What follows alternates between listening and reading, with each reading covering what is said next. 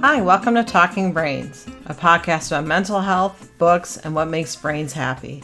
I'm your host, Dr. Stephanie Sarkis. Hello, everyone. We've got a jazzy new intro, as you saw. So we are on the second season, 8th episode of Talking Brains. And today we'll be talking about work-life balance. And I'm talking with Russell Clayton, PhD. He's an instructor at the Muma College of Business at the University of South Florida, where he teaches MBA courses on managerial communication and organizational behavior. Dr. Clayton's research has been published in the Harvard Business Review, as we mentioned in such popular press outlets as NBC News, Fox News, and Fast Company. He has also published a book, Balancing Life, 7 Strategies that can help you achieve work-life balance. Hello, Russell. Welcome to the podcast. Hey, Stephanie. Thanks for having me. Well, I'm so glad that you're on the podcast today because you've written a book, Balancing Life, 7 Strategies that help you achieve work-life balance. And you also have a study looking at how exercise can mitigate or reduce work-life conflict or work-family conflict. So tell me a little bit about what started your interest in the field of work-life balance. Sure. So a long time ago, when I graduated from my undergraduate and began my first real job, we'll call it, I noticed immediately that there were people that seemed to have it figured out and others who didn't. And what I mean by it is the idea of leaving work at work, or at least not taking too much home. So that sparked an interest that I later picked up in the academic sense when I decided to go get the doctoral degree. And I thought, you know what, I've got to study something. Why not study this? So it was born out of my real world experience of that very first job, noticing how others were coping with the stress of work. And also it was informed by my own experience, as I began working more and more and moving up the ladder, so to speak, I realized, oh my goodness, I'm having to cut out some of my own personal time to climb this ladder. So that's sort of in a nutshell where it all stemmed from. And I really like that you provide real life examples of your own experiences. And I think that's very helpful. Absolutely. I will be the first to tell you that I don't have it all figured out. I'm continually working on it. Now I have written the book, so to speak, on it, but that book was just as much for me as it is for anyone, because I have to continually remind myself of pretty much all the strategies in there, whether it's the exercise component, and I know we're going to get into some of those strategies here today, but it's a continual reminder that I have to work on these things, and my wife and I will even joke with each other when it comes to, the time management component or other, and we'll joke and say, oh, it's too bad somebody hasn't written a book on this so that we could get this figured out and have some guidance. So I've heard that at home too about my ADHD books. yeah, exactly. That's the thing. When you write a book, then all of a sudden you have to take your own medicine. Right. So true. And also I've used some points in your book already, which have been interesting. Oh, great. Like when I'm talking to my spouse, put the phone down. So I look at him when he's talking instead of going beep beep beep boop on my phone. Absolutely. Actually, and I listen more. Amazingly so, right? So not such a shock, right? That when you put your phone down, you can pay attention more. So thank you, because I've already used some of the principles. Excellent. And that's it. I wanted to make it, digestible. I wanted it to make sort of like a buffet where you can kind of pick and choose. And I think if I revised this book today, I would add in, I think, an explicit chapter on put down the phone, because I know that's an issue for me. One of my MBA students we do TED style talks in my class, and his catchphrase was put down the phone and pick up the moment. And I thought, that's beautiful. Oh, that's good. You should trademark that. I know. I told him, and ironically, his name is Russell as well. Oh. And I said, listen, the only thing different between us is the last name. I think I'm going to claim your catchphrase. That's great. That is wonderful. Put down the phone and pick up the moment. Oh, that's great. And that gets in a little practice of mindfulness too. Exactly. That's great. Exactly. And Huh. I can't tell you, myself included, again, I'm just as guilty, but how many places I've been, whether it's a sporting event or a concert, which, that's a big event, or just being at home or being with friends and looking at everything through the lens of the phone. It's wild. Right. Well, welcome to 2019. Right, right. Being in the moment. I think that, and your book talks a lot about that of spending time, figuring out your priorities, figuring out that, family is your first priority and self-care is your first priority. And you mentioned that it's the number of hours that we can possibly work in a week and still have productivity is 55. Is that right? Yeah, so there was a study conducted a few years ago that looked at a broad section of data, and what the author concluded was that 55 hours per week is just about the maximum that we can work in terms of productivity. And what that author found was when he compared those who worked 70 hours versus those who only worked 55 hours, the 70-hour workers were no more productive. So to me, that's just wild. That 15 extra hours led to virtually no extra productivity. Mm-hmm. And I think also we run into, if you've noticed this, that people will just go online.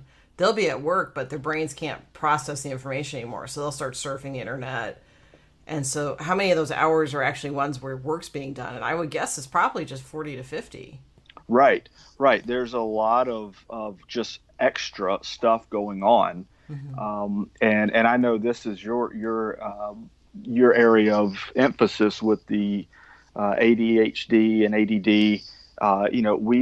We can only work for what I've read, and correct me if I'm wrong, but we're only good for about 90 minutes. And Right. then when it comes to a work context and Mm-hmm. being able to focus and pay attention, and then we gotta Right. have to take a break. Right, and that's 90 minutes without ADHD. With ADHD, it goes down to about 30 minutes, 15 to 30 without Yeah, treatment. So, yeah, but average 90. Yep. yeah. So the average worker is looking at between 30 to 90 minutes, and then we have to take a mental break for 10 minutes, Right. um, and before we get after it again. And then that gets into where you're talking about having a period of recovery, that we can't just keep working. We need to have some downtime.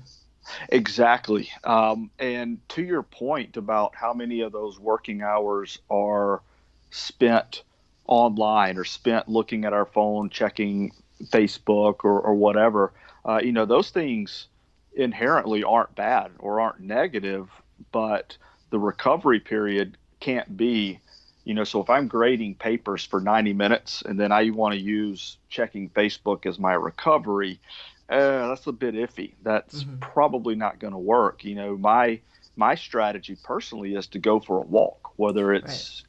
I work in a rather large building, so I can kind of walk inside if I need to. If Mm-hmm. it's raining, you and I here in Florida, we have beautiful weather most of the year. We can get out for 5 or 10 minutes and just take that break, reset, come back and work hard for another 30 to 90 minutes. Mm-hmm. And I noticed too that when you go outside, your brain kind of slows down, or you kind of hit. I think one of my patients said it's going outside hits Alt Control Delete in his head, so it restarts his brain. Oh, And I if, love that. I yeah, love that. Yeah, it really does. There's a study that was done out of Stanford not long ago, and they looked at the impact of walking outside versus walking indoors, say like on a treadmill, mm-hmm. on creativity. Mm-hmm. And those that walked outdoors were far more creative. So to your point, there's a reset there. There's something physiological going on that's way above my expertise, but there's something there absolutely to walking outside. Oh, absolutely. Because there are also studies on kids with ADHD that not only are they able to restart and refocus, but their symptoms actually appear to decrease somewhat after they've been outside for a walk, and it's outside, not just walking around inside. So that pertains to younger adults, or not younger adults, but younger people too. So pretty powerful stuff, which leads to exercise, and you say in your book that that's an essential component of work life balance. I believe so. When when I started on this journey of, for your very first question of how did I get into this, not many people in the academic arena were doing much work on this idea of exercise and work-life balance. It was just sort of this afterthought. But what I realized is that there was a lot of anecdotal evidence where people would say, kind of like you mentioned your colleague, that the control alt delete from walking outside. There was just this anecdotal evidence, and I knew it to be true in my own life as well. There's periods, or seasons of life where I'm working extremely hard. I'm violating my own principles here of not working more than 50 or 55 hours. And one of the first things that we cut out is exercise, if not the first. And those are the times that I'm more stressed. Those are the times that my head isn't as clear. I've got the cloudy thinking. So I decided to put it to the test. And, sure enough, my colleagues and I did a study, and absolutely, those people that exercise had better work-life balance. Mm-hmm. Right. And I think there's also that concept of, is it work-family conflict? Or I'm forgetting the acronym. Okay. Yeah. So the general public, we tend to just we tend to refer to it as work-life balance. Mm-hmm. In the academic context, it's a more fine-grained approach. And so we tend to look at work-family conflict. So are the two roles causing friction, kind of butting up against each other? And so in general, when we look at the academic work-family conflict, we can kind of back it down to the opposite of that being work-life balance. Mm-hmm. So absolutely, we found that the participants in the study had less work-life or work-family conflict, which we, again, sorry to be a little confusing here, but we kind of turn it on its head and say, okay, they have better work-life balance. Well, that makes sense for research. So if people go to Google Scholar and they look up work-family conflict, they'll find stuff about work-family balance. Exactly. Okay, good. Okay, good. So that gives people kind of some keywords to look up when they want to look up more studies, including your study. Absolutely. And I'm happy to, at the end of the show, if you want to put my email, I'm happy to field request on academic studies if anyone's interested in a certain, sort of sliver of the research there. Great. We'll definitely do that. We'll put that on the end of the podcast. We'll put your Perfect. email there. Great. So, and then you say also too that there's long-term exercise. So you can exercise, you don't have to do an hour at a time, but doing it a steady schedule helps. It sounds like. Right. So if basically just being more intentional about doing it, there's several perspectives as to how exercise works or why exercise works.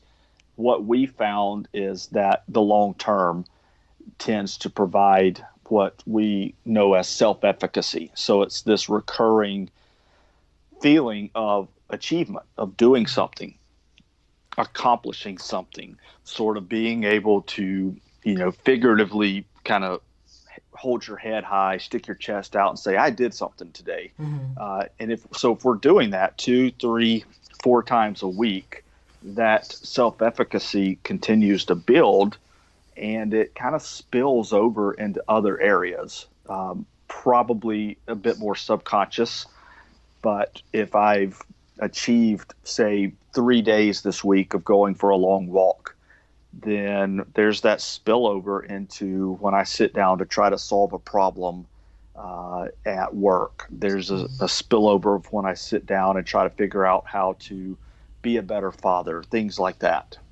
So it sounds like it's not just a boost of dopamine that you get from exercise. It's also, again, the idea that you set out to achieve something and you did it. Absolutely. It's, what we looked at definitely tapped into the psychological aspect more so than the physiological. Now, we know from decades of research, right, that exercise releases those chemicals that you're referencing that make us feel good. And absolutely, that's a positive. And likely that plays into the self-efficacy thing. It's just we didn't have a way to test that. Gotcha. Yeah, because I haven't seen many studies except yours on the impact of exercise on work-family balance or work-life balance. So thank you for doing that. I think there needs to be more out there about that.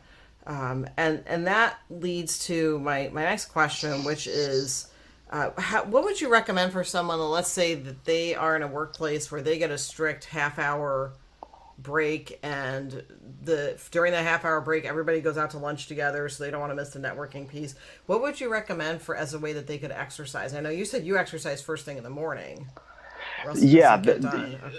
yeah. For me, I try to do it in the morning because yeah, if I don't get it done, there's a good chance later in the day I'm going to find a really good excuse to not exercise. There's so many things that we can do in a short amount of time that will be considered exercise for our purposes that we're talking about. We're the exercise I'm talking about. It's not going to make us the next great athlete. It's I'm not going to have a chiseled body like like an NFL linebacker, but we're talking about building the self-efficacy that you and I just chatted about. We're talking about releasing those chemicals that will make us feel good after our exercise. You can go for a 10-minute walk in the morning. And by walk, I mean being intentional about it, going for a brisk walk, we might say. Another thing that I've done before is, if your listeners will just simply Google 7-minute workout. There's a 7-minute body weight exercise workout that was featured in the New York Times several years ago. And after 7 minutes, you've broken a little sweat. You've accomplished something. So you can do a lot in a little amount of time when it comes to exercise. I've invested in some TRX straps, which are just I'm not sure if you're familiar with that. You mount them to like a wall in your garage, and you use your body weight. So I can go out there for 15 minutes and do some exercise. Again, am I going to be the next American Ninja Warrior? Definitely not. But I'm in better shape than if I would have just slept the extra 20 minutes, or if I would have just gotten up and perhaps just sat on the couch for 20 minutes. Well, now I want to see you on American Ninja Warrior giving a shout out to USF in the Tampa Bay area. Oh, I don't know that anyone wants to see me on American Ninja Warrior. I don't know that I would even make it off the starting blocks there. And that first pond of water, you might hit the water. I think that's oh right. Yeah, I'm definitely ending up in the water. That's for sure. Well, and the concept of exercise brings me to another point you brought up, which is setting goals. And you have a neat acronym, QIK, quick goals. If you could explain a little bit about, and one of them is quantifiable. So what would be a good way to set up a goal of exercise? Absolutely. So quick goals, full disclosure, is just a paraphrased version of SMART goals. But I thought, why not? Why need 5 letters when we can do it in 3? So the quantifiable is simply not just saying, well, I have a goal to exercise this week, because that is incredibly vague. What does that even mean? Am I going to do it once, or am I going to do it 7 times? So being able to put something there that's quantifiable, that can be measured. So you might say, I'm going to exercise 3 times per week. So now we know we've got 7 days. Did I exercise at least 3 of them? Check, or no check. And then you can kind of take that to another level and say, all right, during those 3 times, I'm going to go for a 10-minute walk. Perhaps that's your goal. Well, did you go for 10 minutes? If so, check. If you only went for 2, I guess going for 2 is better than not going at all. But you can check there. Did you actually go the 10 minutes? Or if you're going to do 50 push-ups, did you do the 50 push-ups? So it's quantifiable. It's more than just saying, I want to do something. Mm-hmm. Having that number there helps us have a goal to shoot for. And then what's the I part? So the I, is it implementable? Is it something that we can even do? So for me in my life stage, if I set a quantifiable goal of exercising 7 days a week, I know that right now it's probably not implementable. It's not feasible for me to do that. Just again, with getting children to school, going to teach at USF, spending time in other roles that I value, it's highly unlikely that I'm going to exercise 7 days a week. So it's this idea of picking something that you can actually do, because if you set something that's too much of a stretch, we talk about stretch goals being good, but if it's too much of a stretch, then it's just setting ourselves up for disappointment. So if I tell you here on your podcast, Stephanie, I'm going to exercise 7 days next week, I've probably just set myself up for failure, because I know myself, right? And I know that I'm probably not going to be able to do that. So I'll tell you, hey, Stephanie, I'm going to exercise 3 days next week. And during those 3 days, I'm going to exercise for approximately 30 to 40 minutes a pop. That I know is implementable. I can do that. That's feasible. You shoot me a message on LinkedIn next week and say, hey, did you do your 3 times? I'm going to be able to tell you absolutely I did. And that goes into the third letter, K, make it known. I had an advisor in grad school, Eastern European gentleman, very wise, and he mentioned that when he was growing up, that when they decided, as a teenager, they were going to do something, they would go into the town square and tell people as a way to be accountable. Right. So making it known. Now, I'm not arguing that we should, I'm not going to drive into downtown Tampa and let everybody know about my exercise goal. Oh, darn. Look for me on the 11 o'clock news, right? Right. But I can tell my wife, I can tell my buddies, I can tell a colleague, hey, I'm going to do this. And then there's that level of accountability. If you tell the right people, right, that care, then they're going to hold you to that. And they're going to ask and say, hey, Stephanie, did you go exercise 3 days last week? And then you say, sure enough, you did, or perhaps you didn't, and here's why. And it provides that level of accountability. And the research tells us that when we have these types of goals, that there's a numerical value to it, it is feasible, and then we let somebody know about it, we're much, much more likely to actually do it than if I am just sitting at my desk and one day decide, I think I'm going to do this. And if I'm the only one that knows, I'm probably not going to follow through. That's an excellent point. I like the point you make too about who you tell, that it should be a trusted friend or family member, somebody that lifts you up. Absolutely. There are people that we come across all day, every day in life that are wonderful people, but they might not be the ones who are going to hold us accountable. And I know plenty of people who aren't going to say anything if I don't follow through on my exercise goal. But I've got a couple of buddies that will. If I tell my wife and say, hey, hold me accountable to this, she'll say, hey, did you do it? Did you get your 3 times in, or whatever the case is, because she's rooting for me. She's cheering for me. Whereas, like you said, other people, it's not that they're rooting against you. They're just sort of ambivalent. Right. They don't have the type of relationship with you. Exactly. Yeah. Exactly. Yeah. And I think that's a good point too, is that someone's encouraging and they mention it to you in a loving way. Exactly. It's not a criticism, because there will be, I'm a big fan of this idea of seasons. There will be seasons where you just can't fulfill all the things that I discuss in this book, myself included. The easy one to use as an example would be a tax accountant, right? They call it the busy season. Right. And, a tax accountant probably isn't going to be able to adhere to the same exercise routine that he or she would the other, 7 to 8 months out of the year. That's not the busy season. Right. Right. And that brings up another point that you mentioned that even if work's really hectic, that even just a few minutes, 2 to 4 days each week of practicing some good self care is enough.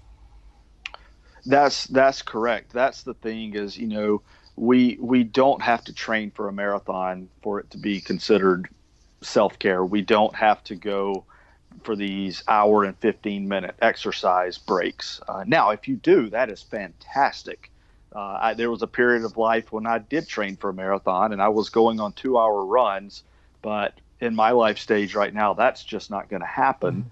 So if we're just doing 2 to 4 times a week for 15 to 20, maybe 25, 30 minutes, that's sufficient to get these psychological benefits that we're talking about in terms of the self-efficacy. And then tell me a little bit about the concept of downshifting, plateauing, and backtracking. So let's say somebody looks at their career and they say, this career, I'm working 60 hours a week minimum. I'm under a lot of pressure. I don't have enough time to even, go to my kids' events or just to breathe. And talk a little bit about, if you could, those concepts and how that changes your work-life balance when you change how you do work. Yeah, it comes back to, I believe, one of the word that you mentioned very first thing in the podcast is priorities. And once we settle on what our priorities are, whether that's spending more time with family, maybe that's something, Starbucks is famous for calling it the third place, work, home, and then the third place. They wanted it to be Starbucks. Maybe your third place is volunteering somewhere in town or serving in some kind of other role. Once you figure out that your priority is, in fact, not working 60 or 70-hour weeks, it may be time to consider a downshift. Now, I'll tell you this is probably the most unpopular concept in my book and in discussions I have with people, because many times a downshift comes with a reduction in income. And that's typically not something we want to hear. Most of us are not looking to reduce our income.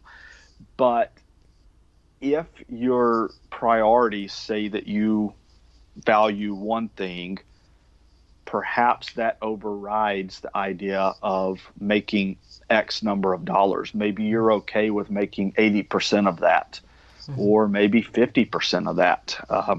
There's a good story of Amanda from the chapter on downshifting that I wrote, and as I was chatting with her, her value was definitely family and friends, and so she went from working full time to working half time. So literally a 50% decrease, which also came with a 50% decrease in her income. And she noted that sure, that was tough at first on her family, but they budgeted, they made it work so that they could live off of that reduced income. And now, because of her reduced hours, she's able to spend time in those roles that she finds more valuable and that her family finds more valuable. And that brings up an important point too about budgeting, because I think for a lot of people that's kind of a scary word or a distasteful word, but it just the way you described it, I'm trying to think of how you defined it. The way you defined it is really good. It's just about keeping track of using your money with intention, I think is what you said. Exactly. Yeah, using it with intention and making it work for you. And I remember having a discussion with a group of students several years ago, and this student, we were talking about personal finances in class, and the student said, "Hey, Dr. Clayton, budgeting just doesn't sound very sexy." And I said, "You're right, but I tell you what is sexy, and that's not arguing with your spouse about money and not having to work a million hours to pay for stuff." And so he said, "Oh, okay, I get it. And we all had a good laugh. But yeah, it is sort of a word that has a bit of a negative connotation to it. That oh my goodness, I've got to figure out where every penny goes. But the thing that I find that it does is it keeps you out of debt. It keeps you from spending too much. It keeps you from having to potentially work too much to pay for all these things that you perhaps overspent on. Right. One of them was, I think you mentioned that you were looking at cars and you realized that the cars you were all looking at were way above how much you wanted to spend. And you could get a car for less money, but it still has the features that you want. Yes, and there was an excellent post that I saw on LinkedIn about this very topic. I saw it over the weekend, and the gentleman that wrote the post did a comparison of, it was an ultra luxury car, and then he compared it to a Kia, and it had many of the same features. Now, you and I know that an ultra luxury car is not the same thing as a Kia, but his point was that you can get many of the same features without the cost. I think Right. it was about a third of the cost, or maybe even a fourth of the cost. And, that's the same idea that I had to think through as I was looking at new cars at about the same time I wrote the book. And sure, my eye said, oh, yes, let's go to the BMW dealership, the Mercedes dealership. But my wallet and my priorities said, all right, no, because I didn't want to have to work an extra job to be able to afford it. I didn't want to have to do whatever it took to earn more money in that sense, just to afford a car. Now, I feel like I probably should have said this up front when I prefaced our discussion by saying there is absolutely nothing wrong with making money. There's nothing wrong with having a side hustle. I think that's the word most people use today to make more money. In fact, I have a side hustle. There's nothing wrong with that. I don't have to work in the summer as an academic. I choose to teach a full schedule in the summer to make more money to provide fun things for my family. So I probably should have stated that up front. There's absolutely nothing wrong with working and working hard. I believe in hard work. It's just a matter of, do I have to put in an extra 20 hours on top of my already 40 to 50 hour week to afford, and then you fill in the blank, whether it's a luxury car or whatever the case is. And for me, the answer is no, I don't want to have to get an extra job just so I can drive the Lexus. And again, nothing wrong with the Lexus. I would love to have one someday, but for now, I'm in a Honda CRV that I can pay for. Which is a good car. Absolutely, So, yeah. absolutely. Yeah. And I think that brings up a good point that you actually mentioned this in the book, that there's nothing wrong with making money. It's just how much are you giving of yourself to make that money? Exactly. And again, I'll reiterate, I've never shied away from hard work. I've never shied away from long working hours during a season, if that's what it takes. Count me in. That's, I believe in having a strong work ethic, but I don't want it to be something I do 365 days a year. Right. To have a 12-hour workday. To me, that's where I decide, okay, I'm going to downshift, or I'm going to make a career shift into a different industry, or whatever the case is. And that brings us to plateauing, which you describe as you decide that you are not going to promote past a certain level, or you're going to make Yes. a lateral shift. Yes. And I think a good example of this is a gentleman whose story I told in the book. We called him Larry.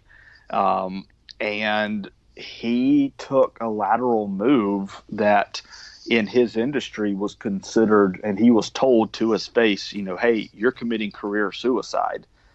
But he decided that if he went any higher in his industry, it would require him to do too many things that would be a time drain on him. And he decided, hey, right now my kids are, I think at that point they were about 3 and 5 or 3 and 6. And he decided, hey, I'm ready to plateau. And if I'm still in this same level of position and 10 to 15 years, so be it. But I want to be home every weekend to see the kids. Mm-hmm. And so, yeah, it's this idea of reaching a certain level and deciding, hey, I'm here. And some people would say, oh, perhaps, you could put a label on that just says you quit. And I don't see it that way. I think there is a certain level that you can get to, and it's not, you didn't quit or give up. You decided, hey, I'm getting the benefits, the money, the motivation, the self-esteem, all those needs are met. And, oh, by the way, I get to go home at 6 o'clock each night or whatever the case is. Right. It's that sleep at night factor. Exactly. Yeah. Exactly. And then you talk about backtracking as another option with your career. Can you explain a little bit about what backtracking is? Yeah, absolutely. You can do a few things. One example was a gentleman that had his own business, and he decided to simply sell the business and go to work for someone else. And when we chatted about it, I said, well, tell me about that, because I know for small business owners, for entrepreneurs, that's a big deal. It's sort of this, I don't want to call it necessarily a personality trait, because I can't confirm that, but it's just part of your makeup that you want to work for yourself. Mm-hmm. And he said, well, I realized as much as I enjoyed working for myself, it kept me awake at night. Mm-hmm. Versus if I sold the business and I went to work for someone else, I did my job from 8 to 5 and I did it extremely well. And then I came home and I realized that business didn't belong to me. And so he backtracked. You can do things such as giving up a component of your job. You can, if there's a certain facet of your job that's maybe an add-on for example, in the education system, you're a teacher, but you're also a coach. And that coaching element adds significant hours to your day, to your week. Perhaps give up the coaching, just go back to being a teacher or teacher only. Mm-hmm. And that was an example from the book of a gentleman named Philip, and it was a hard shift for him to backtrack, to go away from being a coach, because he loved coaching, but he told me at the end of the day he loved his daughter more than coaching. Mm-hmm. And so until she grew up and was out of the house, moved on to college or to work or whatever, he was going to give up coaching and simply be a teacher. And I don't mean simply be a teacher, but to teach only. Right. And to not be at the practice field every night of the week. Right. And that was a really powerful part of the book, where he said that he was more interested in his child's well-being than he was his career, which I think is a really powerful statement that sums up most people would want that. And I would say that if someone feels like, if they're listening and they feel like they're not ready to do those three things of downshifting, plateauing, and backtracking, there's still a lot of things you can do to decrease your stress level and increase your work-life balance. Absolutely. There are a lot of things that we can do aside from the actual job that we have. Some of those, for example, you talked about, we had a good chat about exercise. Mm-hmm. We choose to do that. That's not a function of downshifting or whatever the case is at work. That's a function of getting up 20 minutes earlier or whatever it is that you need to do to fit that in. We can look at concepts like emotional intelligence, mm-hmm. which that's all on me. My emotional intelligence, that's a muscle that I have to exercise, so to speak, and to work on that. That's not my company, that's not my organization, my law firm that increases or decreases my emotional intelligence. That's me. I can work on that. And it's a bit of a mind shift to help us reevaluate how things are going at work. It's a bit of a mind game, if you will, to help us reframe the way things are going in our organization, in our work life. And you also mentioned, too, there's just the act of saying no. Yeah, being strategic about saying no. It's difficult because a lot of people, Either are perhaps you're prone to be a people pleaser, which makes it hard to say no, or perhaps you're in a position where it's almost impossible to say no. There's organizations where people are sort of voluntold to do things. Right. Where you can volunteer to do this, but we're kind of telling you that you need to do this or else. And I fully understand that. If you're being voluntold, you're being asked to do something, but it's kind of wink, wink, then, do it. You don't want to get fired because you say, no, absolutely, I'm not doing anything extra. But perhaps you can say no to a particular project or a particular piece of a project. I know for me as an academic, and I fully understand the academic profession is a bit different than almost any other profession, but there are things perhaps research related where someone will say, hey, I've got this great research study. Let's work on it together and test out this idea and get it published. And it may be a phenomenal opportunity, but there's times when I have to say, no, count me out, because I know that the time commitment would be more than I'm willing to allocate right now. So here's a question, and I don't know if I read this in the book. I may have, but let's say that you're one of those people that says, publish or perish. I gotta crank out research in my academic role. And if you say no to a project, how do you let that go? If you say no to something that could potentially help your career. Sure. I would only say no if there are other things on my plate that will help make up for it, or be prepared to pay the consequence. Right. I think for any industry, there are those publish or perish type ideals where, again, I'll go back to the accountant example. If you're an accountant and you say, hey, count me out for tax season, well, there's a good chance that organization is going to say, okay, let's dissolve this relationship. So be prepared to pay the consequence, meaning, you're probably not going to last long there.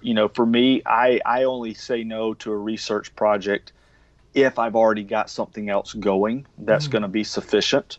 I will only say no to something that could be a huge benefit to me if I have another item on the agenda that is already benefiting me in a similar position. But I'll say this, when it comes to the publish or perish thing, that's another choice that academics make. You can go to the top tier of the top tier where it's published in a certain handful of journals or you're fired, or you can go work elsewhere where you can publish in a larger set of journals and be okay. So, that mentality is that it's a choice. Right. And I think that's an excellent point too. And I think you bring this up several times in the book, is that you have options. You may not think you do, but you do. Exactly. We have options. Now, there are times maybe where we find ourselves in a predicament and we feel like, I just absolutely have no options. I would argue that there is an option. It may be, off the beaten path. It may be something that maybe you haven't considered before, right? There typically are options. And I think some of this is where it comes down to talking with someone else, talking to a professional that works in these areas. I know for my students, they have access to a career coach at USF. And I know the gentleman that's their career coach. And, I would talk to him if I were having questions about, well, what are my options next? Because bouncing those ideas off of someone else may open up ideas that you had not even thought about. Right. And thank you again for mentioning counseling as an option for people. Absolutely. This work-life balance thing, I've boiled it down to sort of this simple concept that we just need to do a better job of how we prioritize and allocate our time. But it does go so much deeper than that. Right. There are so many different avenues that the thought process can go down. And I certainly believe in the power of counseling and of talking to people who are trained in helping others think through these issues, because I'm not. My PhD is in business, right? So, and although it's on the soft side, and many of my credit hours are in psychology, I am not a licensed counselor. So I am a big fan of talking to someone that is a pro at doing that. And there are career counselors that specifically, like you said, like at USF, they have a career coach, and they're also career counselors that will look at what areas of your work life you'd like to change, and maybe match you up to something that fits better. And sometimes that means some people have gone back to school to get into a career that they feel fits their lifestyle more. So, Yeah, and I'd be happy to send you this piece if I haven't already sent it to you. I did a piece on career shifts for Harvard Business Review, where or I should say, discussed this idea of what does a career shift look like. And I had a great opportunity to interview a handful of people that made what is considered a drastic career shift. One person cut their income in half and went from the private sector to a nonprofit. And there's a lot of things we can do, like doing a trial run of living off our new budget while we're still in the current budget. Okay. So if I'm making 100,000 today, but I'm thinking of a career shift that's going to take me down to 50,000, well, I can try living off of a budget that's allocated from a $50,000 salary. And if I can't do it, then I go back to the drawing board and make changes. If I can do it, then I say, hey, look at that. I can make it off of half the money. And so perhaps I'll go work at that nonprofit that provides me with meaning, or that provides me an opportunity to be home at night, to read to my kids, or whatever the case is. And also just take care of yourself too, because I know you mentioned that's just a key piece. Yeah, it really is. It's I'm going to use the example, although it's highly, highly, highly cliche. But every time we go on an airplane, and the flight attendant tells you, when that mask drops down, put yours on first.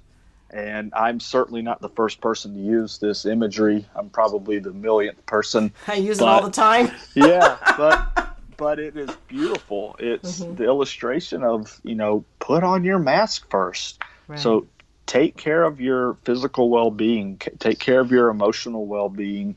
Because for my situation, I've got daughters. I'm no good to them if I'm just frazzled and burnt out every time I come home.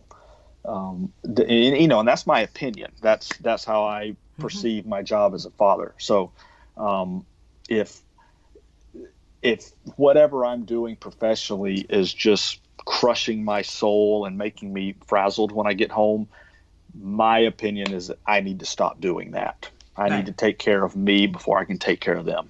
Right. And that can take all sorts of different forms. It's on an individual basis.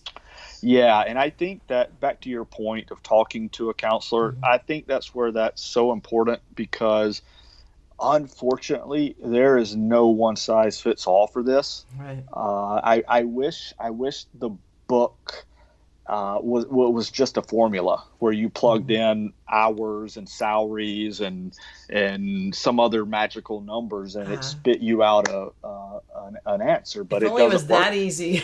I know. 40 hours working to one person is the same as working 60 hours to another. So it's very hard to say, well, person X works 40 hours, so they must have a better work-life balance than person Y, who works 55 hours. It's not always the case. Right. And I think too, when people are working long hours, sometimes there's a competitive bent too, and that's a good point. That just because you think that someone else has everything together doesn't mean that's necessarily so. Yeah, you're exactly right there. It's it's the old Facebook worthy life, right?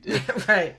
Whatever, we post a lot of fun stuff on Facebook or Instagram or whatever platform you're on. But we never know what's going on behind the scenes. And that's where we have to decide what our priorities are in terms of what's it going to take for me to get to those types of moments. Right. Right. And I would say that if someone feels like they don't know what it feels like to have less stress, then that's probably where a counselor would come in to help you pinpoint what does it feel like. When's the last time I didn't feel this level of crushing stress? Yeah, and I think a good example of that would be the workaholic, right? For the workaholic, to be quite honest, I don't know that my book is going to do much good. I think there are pieces of it for sure that would help, but there is probably something deeper going on there that you're qualified to talk about and to help them with that I would not be as a counselor. And like you said, that this isn't about hard work because you believe in hard work. Absolutely. And this is more, and when you describe workaholic, you talk more about this is about someone that uses work to avoid other things. Yeah. I had this story breaks my heart. I had a gentleman that I met one time several years ago, and he was bragging about, he had a home office, and he was bragging about how he would sit in his home office and see his kids' little fingers kind of slid under the door. Right. And, when they would call out, Daddy, Daddy, are you in there? And he would brag about being so good at being quiet that they would eventually go away and leave him alone so that he could work more, into the wee hours of the morning. And, that was his badge. He wore that proudly. Right. And, I'm not qualified to counsel someone on that. I think there's a lot more going on there that a professional needs to work with them on that. Right. And again, you can be a hard worker, but not a workaholic. It's possible to do that. Absolutely. I believe in hard work. When I am on the clock, so to speak, which is kind of random times being an academic. But when I'm on, I'm working hard. I'm going hard. And then it's followed by intense periods of relaxation and having that break from whatever it was I was working hard on. Right, allowing yourself just to have some downtime. Exactly. So in closing, what's something that you'd like someone to take away from the podcast or from your book that they could carry with them and kind of reflect on today? I think the closing sentiment I'd like to leave is just simply to evaluate priorities. And there's nothing wrong if the outcome of that is, hey, I want to be a CEO. There's absolutely nothing wrong with that. But just to understand what flows out of our priorities, there are study after study where people who are nearing the end of their careers, or maybe a little bit more morbidly nearing the end of their lives, and they say, "What's your regret?" And you can fill in the blank for me, right? Their number one regret is not having spent enough time with their family. Right.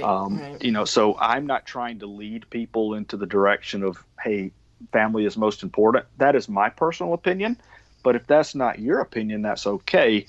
But the surveys and the studies point in the direction of people saying, I wish I would have spent more time with my family. So I would say that's what I would want to leave the listener with is just, hey, evaluate priorities and then go from there. Then maybe you read my book or you read someone else's book or maybe they contact you for counseling or for a referral or whatever the case is. Evaluate priorities. Mm-hmm. Yeah, and I would say also to stay on to that if you have a job where you're socially active and your job helps other people and that's your priority, that's okay too. It's just make sure you get the self-care part.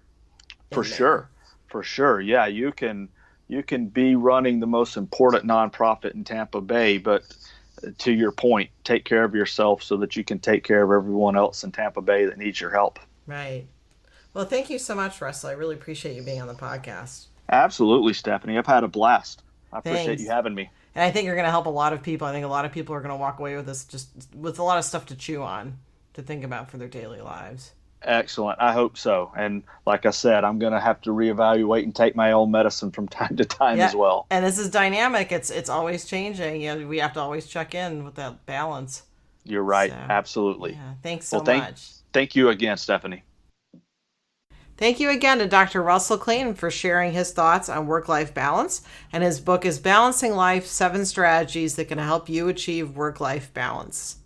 And thank you for listening to this episode of Talking Brains.